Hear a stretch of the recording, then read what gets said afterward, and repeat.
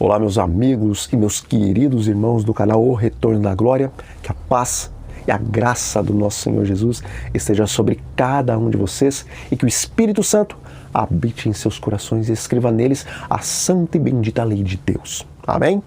E meus queridos, muitos irmãos já estão pedindo o livro digital O Retorno da Glória 21 Dias de Poder. E se vocês ainda não pediram o seu, peçam através do WhatsApp que está aí na tela, que hoje mesmo eu enviarei gratuitamente para vocês, ok? E dizem as Escrituras: então disse Josué a Acã: filho meu, dá glória ao Senhor, Deus de Israel, e a ele rende louvores. E declara-me agora, o que fizeste, não mo ocultes. Bom, a história de Acã nos ensina a solene lição de que o pecado de apenas um homem pode trazer o desagrado de Deus sobre toda uma nação, até que as transgressões dessa pessoa sejam identificadas e devidamente punidas. E queridos, se hoje a igreja permanece morna e sem a plenitude do Espírito Santo, sem dúvida alguma, é porque inúmeros pecados, tanto de líderes como de leigos, estão impedindo que as bênçãos de Deus sejam derramadas sobre o seu povo. O pecado é extremamente corrompível. E quando uma pessoa é infectada por essa lepra mortal, quando alguém passa a acariciar um determinado pecado, dezenas, centenas, milhares e até milhões de outras pessoas podem também ser infectadas por conta daquela. Veja, hoje nós estamos vivendo na época do politicamente correto e vivemos no período em que as minorias estão sendo defendidas e exaltadas, ainda que estejam em aberta rebelião contra a lei de Deus. E por causa disso, muitos dentro do povo do Senhor, tanto líderes como leigos, não têm coragem de condenar a iniquidade, porque temem ser cancelados e perder a sua popularidade dentro da igreja, enquanto outros, se revestindo de uma falsa capa de misericórdia, acham que o pecado não deve ser apontado porque isso poderia entristecer o pecador. Já outros usam a desculpa de que o pecado não deve ser repreendido nas pregações, porque isso poderia escandalizar as visitas ou os mais novos na fé. Irmãos, nós somos o antítipo de João Batista. E assim como aquele fiel servo de Deus, nós temos a mais solene obrigação de apresentar a palavra do Senhor e as suas repreensões sem temermos os homens e sem sermos parciais.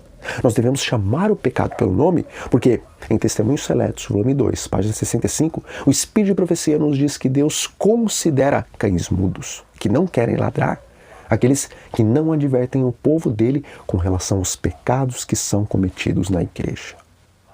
Deus é amor. Mas pelo fato dele ser amor, isso não significa que ele induzirá ou aprovará um pregador a considerar o pecado como algo insignificante e indigno de ser repreendido diante do povo. Adão, infelizmente, aprendeu muito tarde que a lei de Deus e o autor dessa lei são imutáveis. Hoje, muitos que professam ser remanescentes da profecia estão escondendo suas transgressões dos seus semelhantes e até mesmo se gabam disso, pensando que Deus não será assim tão estreito em notar a iniquidade deles. Contudo, não há nada escondido que não seja revelado.